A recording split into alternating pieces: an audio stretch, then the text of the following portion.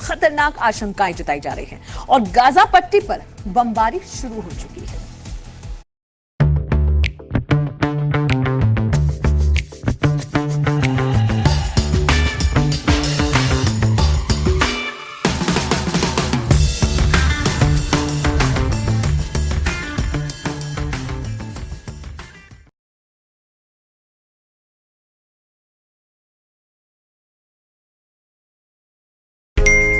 Volume high और investment low, don't worry, just download grow.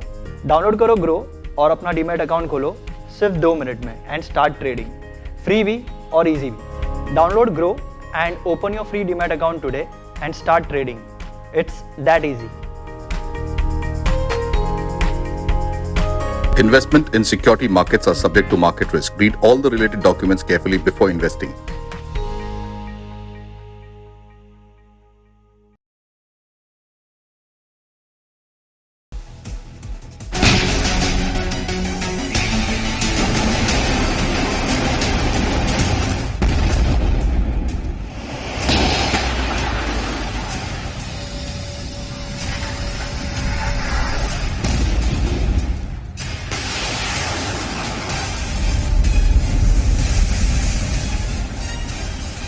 ये जंग की सनक का वो बारूदी मंजर है जिसकी तपिश अभी से सारी दुनिया में महसूस की जाने लगी है। इजराइल की सत्ता पर राष्ट्रवादी नफ्ताली बेनेट को काबिज हुए 7 दिन ही गुजरे हैं।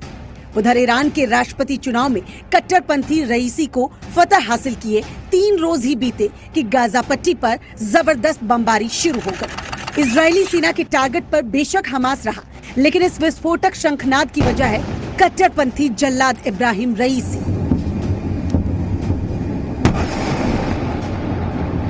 दरअसल इब्राहिम रईसी ईरान का वो चेहरा है जिन पर ईरान के मौजूदा सर्वोच्च नेता अयातुल्लाह खुमैनी और ईरानी आवाम आंख मूंद कर भरोसा करते हैं।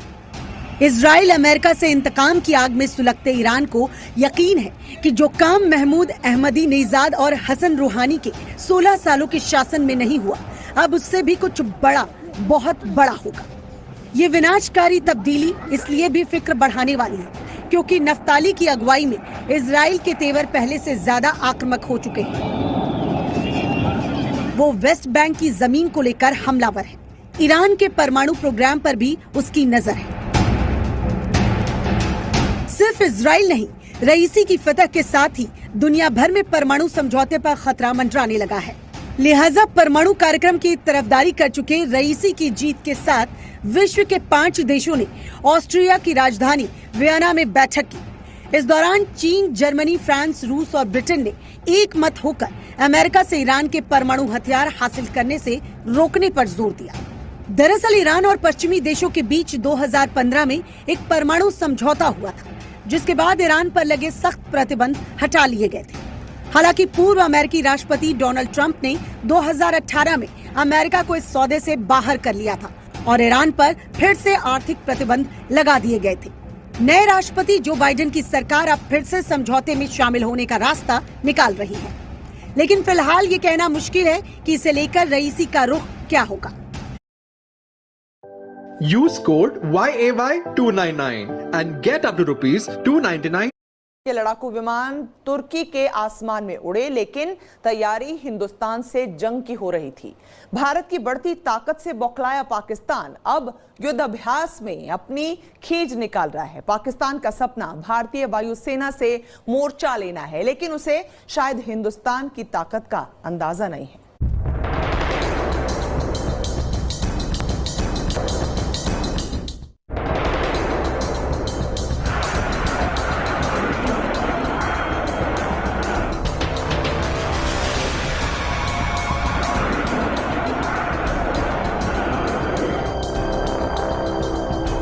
भारत से जंग की तैयारी में पाकिस्तान, राफेल से टकराने की हिम्मत जुटा रहा है पाकिस्तान। महामारी के दौर में पाकिस्तान का नापाक इरादा। पूरी दुनिया कोरोना महामारी से निपटने की कोशिश में है, लेकिन पाकिस्तान अपनी हरकतों से बाज नहीं आ रहा। पाकिस्तान की जेब खाली है, कर्ज में डूबा है पाकिस्तान। अपनी करतूतों से दुनिया के तमाम देशों की नजरों में खटक रहा है पाकिस्तान। लेकिन इसके बावजूद पाकिस्तान भारत के खिलाफ नफरत की आग में झुलस रहा है। पाकिस्तान जानता है कि भारत से टकराना उसके बूते की बात नहीं। भारत ने पिछले 1 साल में अपनी ताकत इतनी बढ़ा ली है कि बड़े से बड़ा दुश्मन भी भारत के सामने घुटने टेक देगा। जल, थल और नभ में हिंदुस्तान की ताकत का परचम लहरा रहा है। जमीनी सरहद के लिए भारत के पास एक से एक टैंक और तोप मौजूद है। आसमान में सुरक्षा के लिए राफेल और मिग जैसे ताकतवर विमान हैं। पाकिस्तान डरा हुआ है, लेकिन इसके बावजूद खुद को भारत के खिलाफ खड़ा करने की कोशिश कर रहा है। पाकिस्तान के इस खतरनाक मंसूबे की आहट मिली तुर्की से। तुर्की में पाकिस्तानी वायुसेना राफेल से युद्ध करने का अभ्यास कर रही है। सिर्फ राफेल ही नहीं, पाकिस्तानी वायुसेना MiG-29 से लोहा लेने के भी गुर सीख रही है। पाकिस्तान का इरादा साफ है। राफेल और मिग भारतीय वायुसेना का गौरव है। ये दोनों विमान भारतीय वायुसेना को असीम ताकत देते हैं। आसमान के ये वो लड़ाके हैं जिनकी ताकत से से बड़े ताकतवर देश घबराते हैं। पाकिस्तान भी इन लड़ाकू विमानों के पराक्रम को जानता है और यही वजह है कि वो अपने JF-17 विमानों को राफेल के खिलाफ तैयार कर रहा है। आखिर तुर्की में पाकिस्तानी विमानों को राफेल के साथ युद्धाभ्यास का मौका कैसे मिल गया?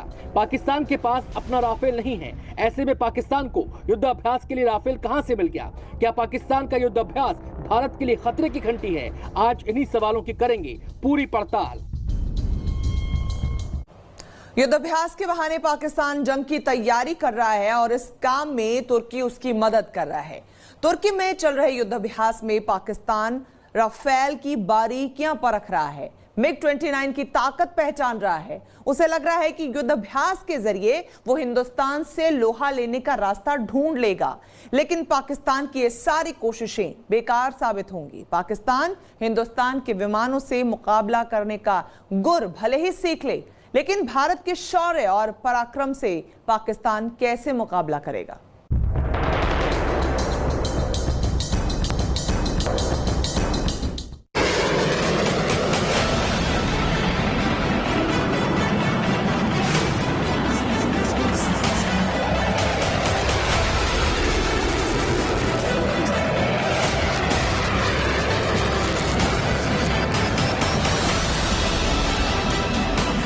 राफेल से जंग लड़ रहा है पाकिस्तान का JF-17।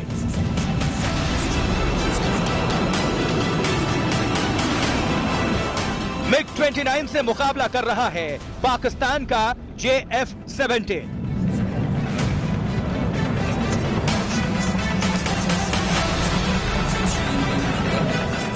क्या भारतीय वायुसेना से टकराने की तैयारी में है पाकिस्तान? युद्धाभ्यास में दिखा पाकिस्तान का नापाक इरादा।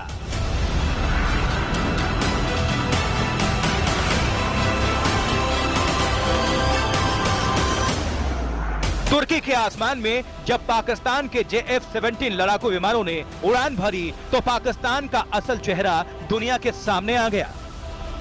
हिंदुस्तान के खिलाफ नफरत से घिरा पाकिस्तान अब आसमान में अपनी ताकत बढ़ाने की कोशिश कर रहा है। तुर्की ने पाकिस्तान को यह मौका दिया है।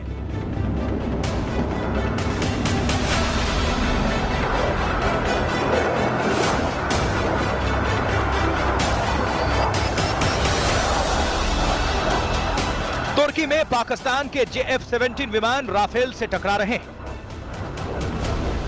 युद्धाभ्यास में JF-17 विमान MiG-29 से भी मुकाबला कर रहे हैं। आसमान में चल रहे इस युद्धाभ्यास के पीछे पाकिस्तान की एक खतरनाक मंशा छिपी है।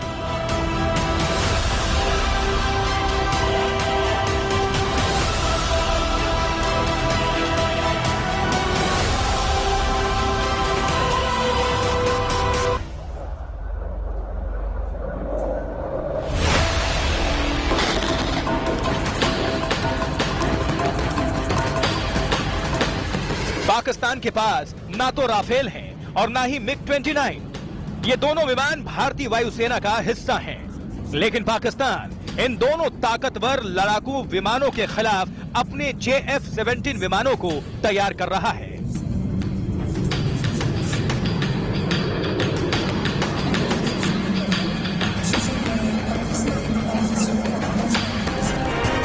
पाकिस्तान को यह मौका दिया है तुर्की ने। तुर्की में इन दिनों एनाटोलियन ईगल 2021 युद्धाभ्यास चल रहा है।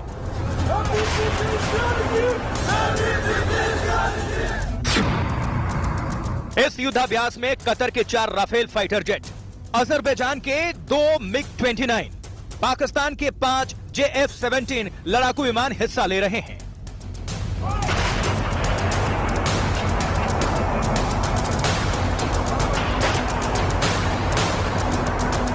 ये युद्धाभ्यास असल में पाकिस्तान की साजिशों की पोल खोल रहा है। तुर्की ने पाकिस्तान की ताकत बढ़ाने के लिए उसे अपना खुला आसमान सौंप दिया। पाकिस्तानी विमानों की राफेल और MiG-29 के खिलाफ ट्रेनिंग से साफ है कि पाकिस्तान भारतीय वायुसेना के खिलाफ खुद को मजबूत बनाना चाहता है।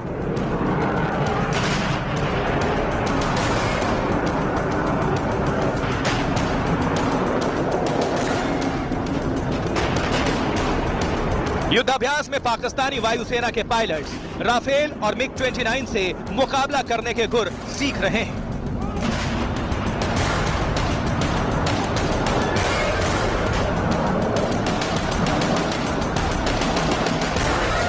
राफेल और मिग दोनों की ताकत पूरी दुनिया जानती है। पाकिस्तान अब युद्धाभ्यास के जरिए इन विमानों की बारीकियों को जानना चाहता है।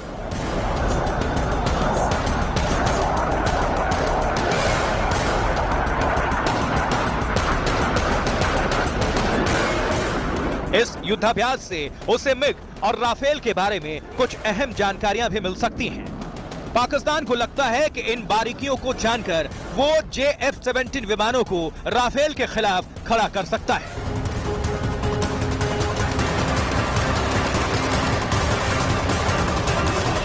पाकिस्तान को लगता है कि युद्धाभ्यास से MiG-29 से मुकाबला करने का रास्ता ढूंढ सकता है। पाकिस्तान की इस हरकत में तुर्की उसे पूरी मदद दे रहा है। तुर्की में चल रहा युद्धाभ्यास 3 जुलाई तक चलेगा।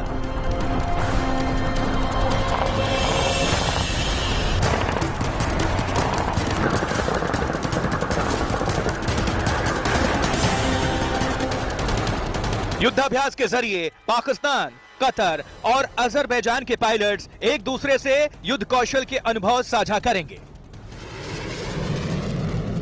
ये सभी पायलट्स युद्ध जैसी परिस्थिति में अभ्यास कर रहे हैं। ट्रेनिंग ऐसे हो रही है जैसे कुछ दिनों में ही जंग होने वाली है। लेकिन पाकिस्तान चाहे जितनी भी कोशिश कर ले, वो हिंदुस्तान की ताकत के सामने टिक नहीं सकता। पाकिस्तान जानता है कि अगर वो हिंदुस्तान से टकराएगा तो चूर चूर हो जाएगा। भारत सिर्फ लड़ाकू विमानों के मामले में ही ताकतवर नहीं है। भारत के शौर्य और पराक्रम के सामने भी पाकिस्तान कहीं भी नहीं टिकता।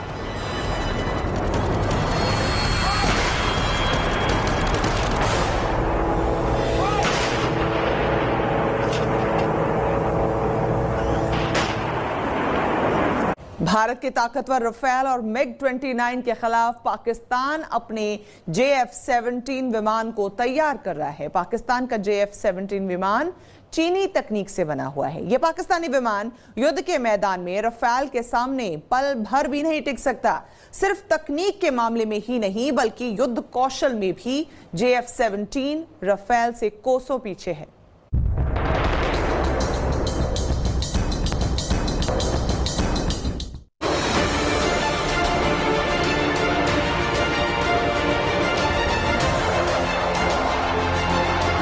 हिंदुस्तान के राफेल फाइटर जेट से पाकिस्तान में खलबली।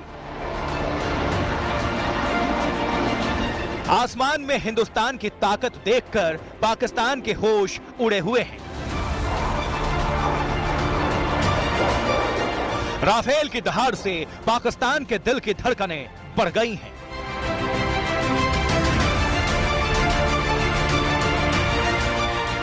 इस ताकतवर फाइटर जेट की रफ्तार से पाकिस्तान के माथे पर शिकन आ गई है, जिसकी वजह से यह दुश्मनों पर मौत बनकर टूट जाता है। राफेल जितना फुर्तीला और ताकतवर है उतना ही भरोसेमंद भी है। Rafale fighter jet air to air missile Meteor से लैस है। यह एक रडार गाइडेड मिसाइल है, यानी ये ऐसे टारगेट पर भी फायर कर सकता है जिसे राफेल में बैठा पायलट अपनी आंखों से नहीं देख सकता। ये मिसाइल भी फायर एंड फॉरगेट की तर्ज पर काम करती है, यानी एक बार टारगेट की तरफ बढ़ने के बाद ये अपने लक्ष्य को नस्तानबूद करके ही दम लेती है। और इसी के साथ पूरी पड़ताल में आज मेरे साथ बस इतना ही। वक्त एक ब्रेक का है, आप कहीं मत जाइएगा, बने रहिए तेज के साथ।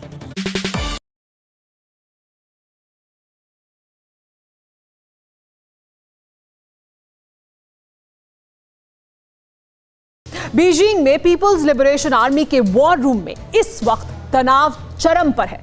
चीन के वॉर रूम में ड्रैगन की युद्ध नीति रेडी है। खबर तो यहां तक है कि जिनपिंग ने अपने सभी परमाणु ठिकानों को फुल अलर्ट कर दिया है। जिनपिंग ने एटम बम का रिमोट थाम लिया है और किसी भी वक्त LAC पर जंग का ऐलान हो सकता है। लेकिन क्या यह चीन के लिए इतना आसान है? यह सवाल इसलिए क्योंकि चीन की ही सैटेलाइट ने मिस्टर प्रेसिडेंट को एक ऐसा सबूत सौंपा है जिसे देखकर जिनपिंग एंड कंपनी के होश फाख्ता है। क्या है ये सबूत और कैसे जापान के साथ मिलकर भारत ड्रैगन की सांसें कम करने के मिशन पर जुटने वाला है? देखिए ये वर्ल्ड एक्सक्लूसिव रिपोर्ट। पहली बार चीन ने एक वीडियो रिलीज करके हिंदुस्तान पर हमले की धमकी दी है। पहली बार चीन ने माना है कि अब जंग का ऐलान किसी भी वक्त हो सकता है।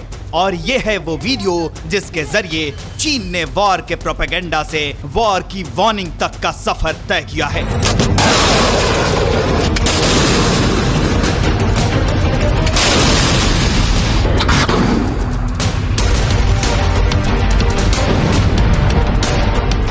चीन के न्यूज चैनलों पर आजकल 2 मिनट 19 सेकंड का ये वीडियो ही बार बार दिखाया जा रहा है। इस वीडियो में ड्रैगन की पीपल्स लिबरेशन आर्मी की तैयारियों का कई चुनिंदा अंश जोड़कर परोसा गया है, जिसको फिल्माने में चाइनीज फिल्म इंडस्ट्री के दर्जनों कैमरामैन को पसीना आ गया।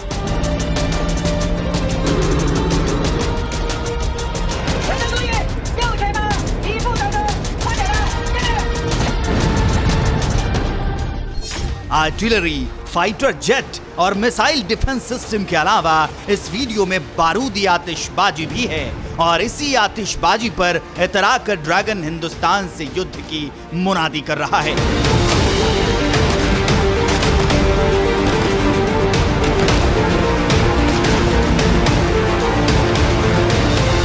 जिनपिंग के तोते और ग्लोबल टाइम। और आज की सबसे बड़ी खबर, भारतीय सेना ने पीओके में बड़ा एक्शन उठाया है। पाकिस्तान ने सीज फायर का उल्लंघन किया। जवाबी कार्रवाई में भारत की सेना ने देर नहीं लगाई। भारत की सेना ने पीओके में लाइन ऑफ कंट्रोल के पार ताबड़तोड़ हमले किए। पहली खबर। Are you an active investor? Investment decisions are vital. Are you depending on media analysis only? You can do your own stock market and mutual fund research for a part-time trading. Use Stockage for best analytics and great results. Stockage karo, smart investor.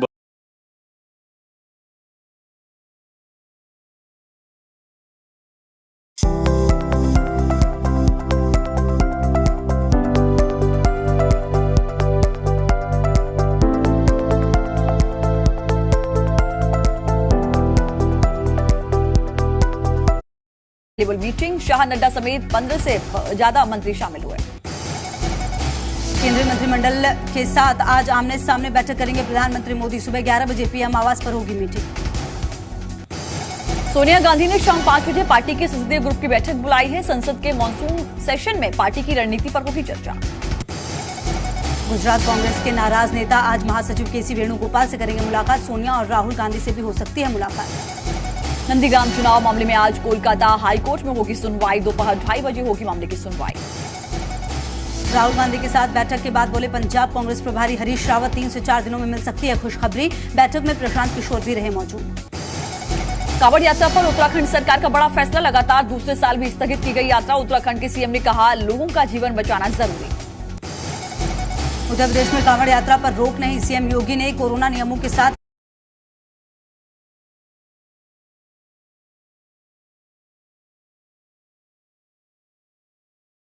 यात्रा शुरू किए जाने की इजाजत दी। कम से कम लोगों को शामिल करने पर जोर। राजस्थान में कोरोना वायरस के कप्पा वेरिएंट का कहर। अब तक 11 मरीज सामने आ चुके हैं। कप्पा वेरिएंट के 11 मरीजों में से 4 मरीज जयपुर और अलवर के, 2 मरीज बाड़मेर और 1 भीलवाड़ा से।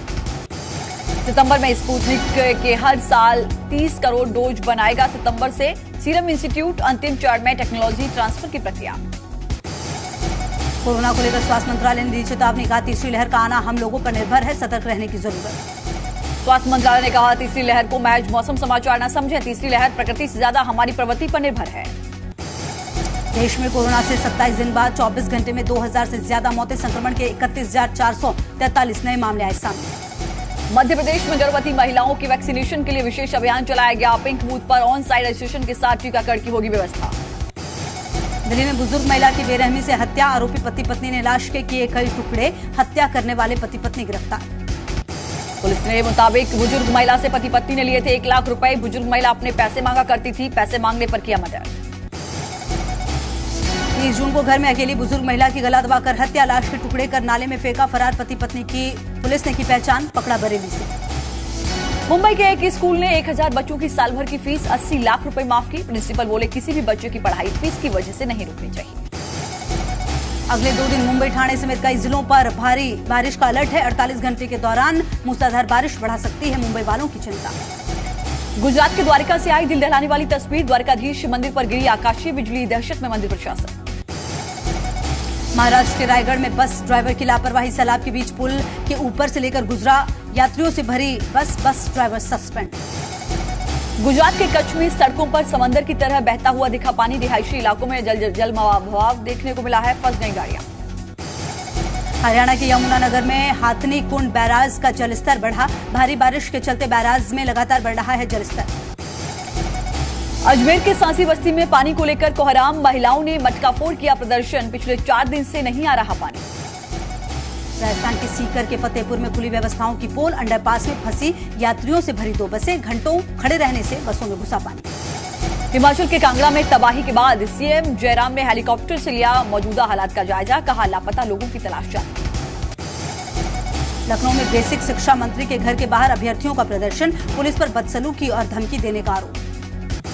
यूपी के मिर्जापुर में जमीनी विवाद को लेकर 2 गुटों में मारपीट, महिलाओं और बच्चों के साथ की गई मारपीट, काफी देर तक होता रहा हंगामा। उत्तर प्रदेश के शामली में पुलिस पर लगा आरोप, हिरासत में लिए गए युवकों को थप्पड़ मारकर निपटाया मामला, घटना से जुड़ा वीडियो वायरल। भोपाल में पुलिस चौकी के शिलान्यास समारोह में बवाल, आपस में भिड़े पूर्व मंत्री उमाशंकर गुप्ता और पीसी शर्मा के समर्थक, पुलिस ने मोर्चा संभालकर शांत कराया मामला। राजस्थान के अलवर में सेक्सटॉर्शन गैंग का पर्दाफाश, शिवाजी पार्क पुलिस ने 1 दर्जन से ज्यादा लोगों को किया गिरफ्तार, अश्लील चैटिंग और वीडियो करते थे ब्लैकमेल। भरतपुर के राजकीय संग्रहालय में रखा 5वीं सदी का गुप्तकालीन सोने का सिक्का चोरी हुआ, डिजिटल रिकॉर्ड बनाने के लिए काउंटिंग के दौरान हुआ खुलासा।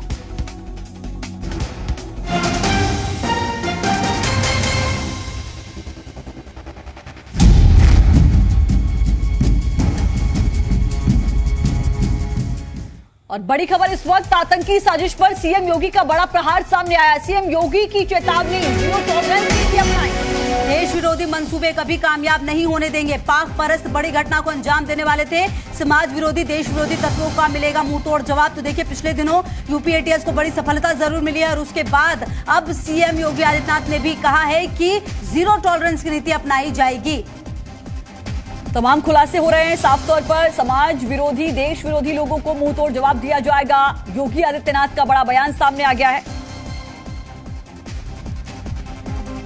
सुरक्षा के मुद्दे पर प्रदेश की 24 करोड़ जनता को हर हाल में सुरक्षा प्रदान की जाएगी और 24 करोड़ जनता की सुरक्षा के साथ सेंध लगाने के लिए किसी को भी छूट नहीं देंगे। जो भी उसके साथ खिलवाड़ करने का प्रयास करेगा उसको उसकी कीमत चुकानी ही पड़ेगी। और इसीलिए सख्ती के साथ प्रदेश के अंदर किसी भी प्रकार की समाज विरोधी और राष्ट्र विरोधी गतिविधि को कुचलने का कार्य हो या पेशेवर अपराधी और माफियाओं के खिलाफ चल रहे अभियान का कार्यक्रम, पूरी सख्ती के साथ उनसे निपटने का कार्य चल रहा है।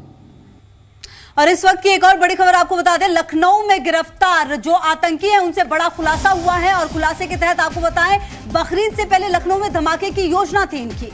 जनवरी में भीड़भाड़ वाले इलाकों में रेकी की गई थी। जम्मू कश्मीर से आतंकी कमांडर तौहीद और मूसा आने वाले थे लखनऊ, ये बताया गया। धमाके की तारीख और जगह को लेकर मूसा और तौहीद को लेना था आखिरी फैसला। आतंकी वारदात को अंजाम देने के लिए रिक्शा इस्तेमाल करने की योजना भी बनाई गई थी। देखिए, बकरीद से पहले किस तरीके से आतंकवादी जो घटना थी उसको अंजाम देने की यहाँ पर कोशिश थी, लेकिन उससे पहले यूपी एटीएस को बड़ी कामयाबी मिली है।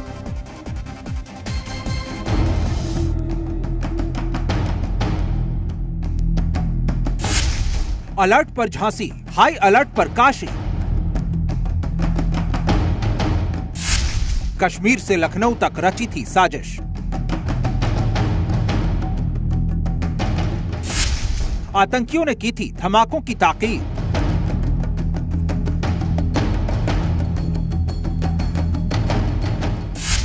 हिंद में अलकायदा का ऑपरेशन बकरीद। अलकायदा के आतंकियों ने की थी धमाके की पूरी तैयारी। बम बनकर था तैयार, सिर्फ टाइमर लगाना था बाकी। रिमांड पर आतंकी मसीरुद्दीन और मिनहाज अहमद, आतंकियों से पूछताछ जारी। कश्मीर से आने वाले थे कमांडर मूसा और तौहीद। डिकोड हुआ अलकायदा का ऑपरेशन बकरीद। सही सुना आपने, लखनऊ के काकोरी से पकड़े गए दोनों आतंकवादियों को धमाका बकरीद पर करना था। भीड़ भाड़ वाले बाजारों को निशाना बनाना था। प्रेशर कुकर बम को ई रिक्शा में सेट करना था। बम का कनेक्शन ई रिक्शा की बैटरी से करना था ताकि धमाका ज्यादा बड़ा हो। धमाके के लिए प्रेशर कुकर ग्रामीण बाजार से खरीदे गए थे।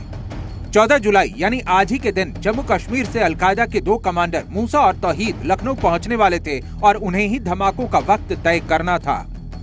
कमांडर कश्मीर में बैठे हैं, लेकिन आतंकियों का आका यानी हैंडलर बैठा है पाकिस्तान में।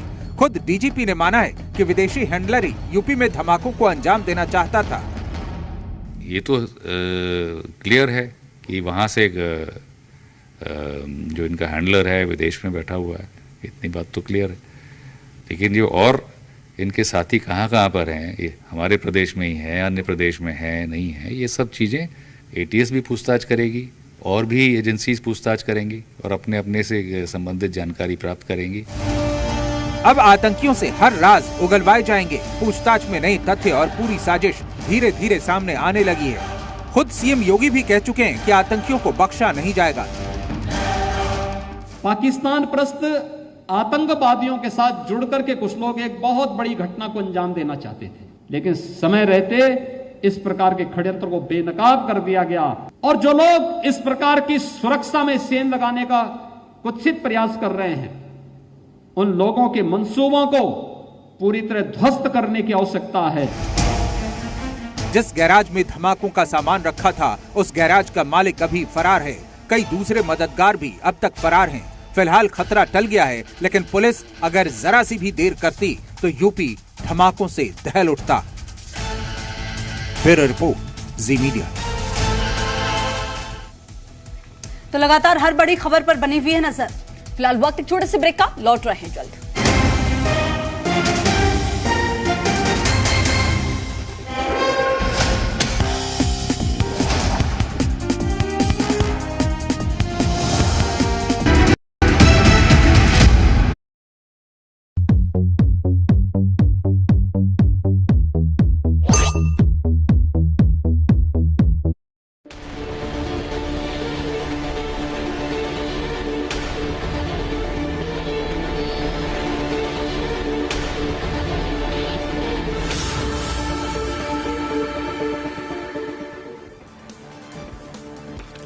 কাটায় কাটায় রাত 8টা মানে 8টায় সেরা। গতকালই জানা গিয়েছিল যে রাজনাথ সিং তার যে প্রস্তাবিত লাদাখ সফর সেটা আপাতত স্থগিত হয়েছে। আর আজ সকালেই চমক, কাক ভোরে 11,000 ফুট উচ্চতায় ফরওয়ার্ড লোকেশনে পৌঁছে গেলেন স্বয়ং প্রধানমন্ত্রী নরেন্দ্র মোদী।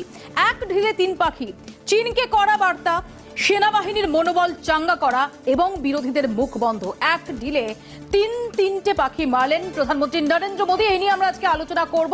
আমাদের সঙ্গে সরাসরি রয়েছেন তিন রাজনৈতিক দলের তিন প্রতিনিধি। আমাদের সঙ্গে সরাসরি রয়েছেন বিজেপির তরফ থেকে মোহিত রায়, কংগ্রেসের তরফ থেকে অভিষেক ব্যানার্জি এবং আমাদের সঙ্গে রয়েছেন পার্থ ভৌমিক তৃণমূল কংগ্রেসের তরফ থেকে। আমি আলোচনায় যাওয়ার আগে একবার দেখে নেব চীনের উদ্দেশ্যে কড়া বার্তা। একদম সীমান্ত এলাকায় দাঁড়িয়ে ভারত মাতা কি জয় স্লোগান তুললেন স্বয়ং প্রধানমন্ত্রী। দেখুন। সর্বদল বৈঠকে প্রধানমন্ত্রীর বিবৃতি নিয়ে সরব হয়েছিলেন বিরোধীরা। চীন ভারতের জমি দখল করতে পারেনি বলে প্রধানমন্ত্রীর ঘোষণার পরই রে রে করে ওঠেন বিরোধীরা। শহীদ কুড়ি সেনার বীরত্ব ও আত্মবলিদানকে নস্যাৎ করে দিয়েছে প্রধানমন্ত্রীর এই বক্তব্য, এমনই ছিল বিরোধীদের অভিযোগ।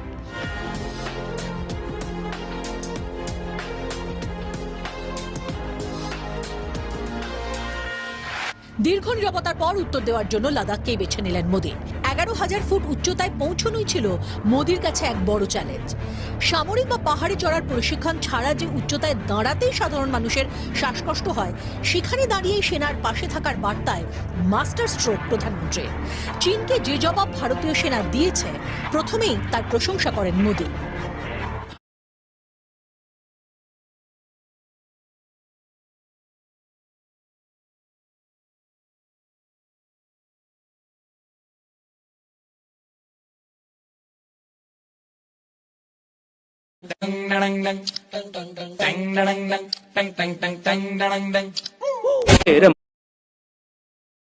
মায়েরা হয় মমতাময়ী, বাপেরা হয় হিটলার টাইপ। তুলনায় যাচ্ছি না, তবে চিলমার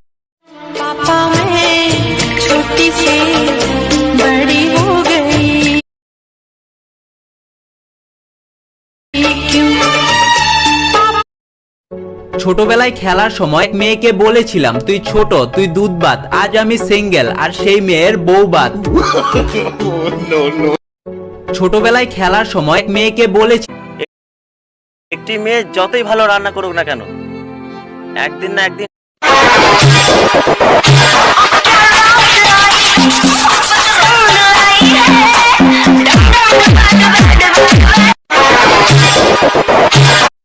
কোথায় যাচ্ছ তুমি? সুইসাইড করতে। এত মেকআপ কেন? ওমা, কাল সকালে কি আমার পত্রিকার ছবি বের হবে না? কোথায় যাচ্ছ তুমি? সুইসাইড করতে। এত মেকআপ কেন? ওমা, কাল সকালে কি আমার পত্রিকার ছবি বের হবে না? কোথায় যাচ্ছ তুমি? যখন মেয়েদের মোবাইল সাইলেন্ট করা থাকে, তখন আব্বু আম্মুর থেকে বুঝে নেওয়া উচিত তাদের জামাই চয়েস করা আছে। যখন মেয়েদের মোবাইল एक बात बताओ तो यादों में मरते हो क्या तुम हमसे अब भी मोहब्बत करते हो? एक बात बताओ तो यादों में मरते हो क्या तुम हमसे अब भी मोहब्बत करते हो? तुम जिनके हो अभी उनके बारे बता। ভুল করবেন না, গুলিয়ে ফেলবেন না, দয়া করে। উচ্চ एक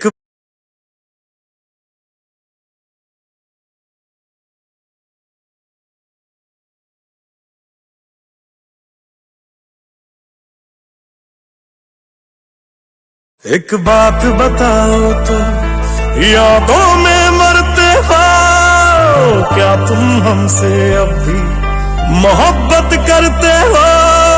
एक बात बताओ तो यादों में मरते हो क्या तुम हमसे अब भी मोहब्बत करते हो? तुम जिनके हो अभी उनके बारे बताना, क्या आता है उनको तुम्हें चुप कराना? तुम जिनके हो अभी उनके बारे बताना। ভুল করবেন না, গুলিয়ে ফেলবেন না, দয়া করে। আপন ভেবে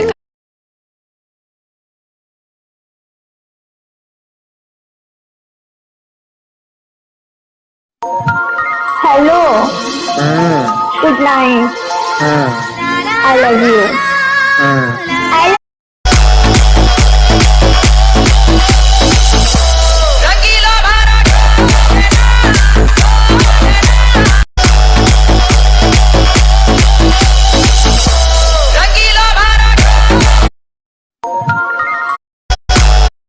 আমার জীবনের সাথে খেলিস না। আমার এইটুকু মন যদি ভেঙে যায়, তাহলে কে দায় দেবে? তোর বাবা।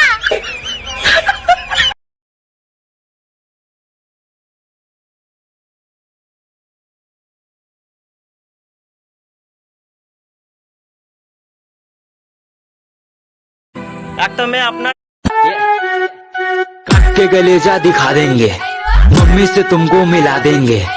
ओए होए शर्मा गई का, फोन काट दी मम्मी आ गई का? ए मम्मी आ गई का?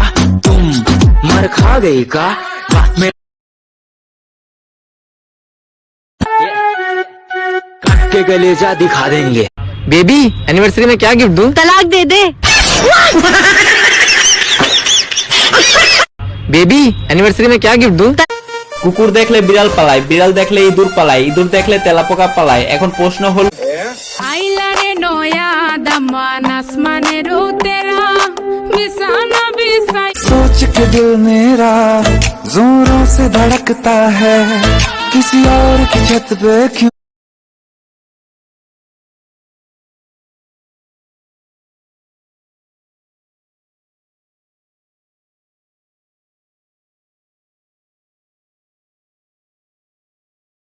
क्या कर বন্ধু আমি শনিবারে জন্ম নিয়েছি আর তুই কেন আমি রবিবারে আমাকে কি বকাচোদা পেয়েছিস নাকি রবিবারে তো সব বন্ধ থাকে তুই কি করে হলি বন্ধু আমি শনিবারে জন্ম নিয়েছি আর তুই কেন আমি রবিবারে আমাকে কি বকাচোদা পেয়েছিস নাকি রবিবারে তো সব বন্ধ আগুন কখনো আগুনকে পোড়ায় না জল কখনো জলকে ভিজায় না ঠিক তেমনি একজন সত্যিকারের বন্ধু তার বন্ধুকে কখনো ভুলতে পারে না तुझको ना देखूं तो जी घबराता है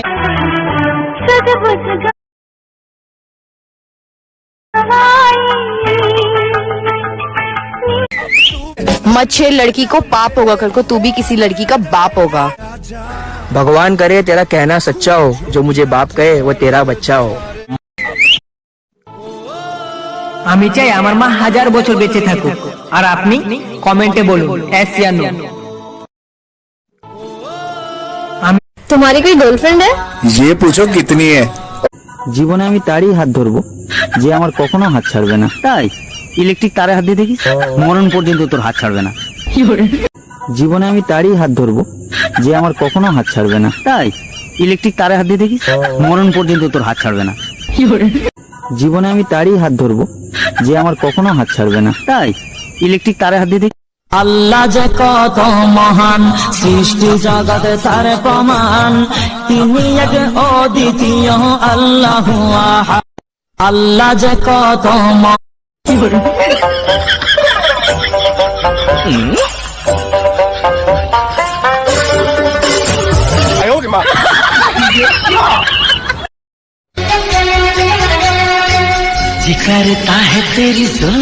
বন্ধুরা বিদেশে যদি কোনো মেয়ে ফটফট করে উত্তর দেয় কথায় কথায় জবাব দেয় তখন থেকে কি বলা হয় জানেন wow what's A confident girl C this সেটাই যদি আমাদের ইন্ডিয়াতে করা হয় কি বলবে জানেন বাবা গো মুখ দেখেছো মেয়ের কেচের মতো চলছে বন্ধুরা বিদেশে যদি सुरूर मेरा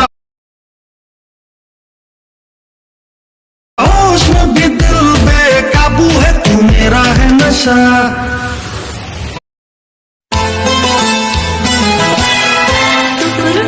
देखते हो क्या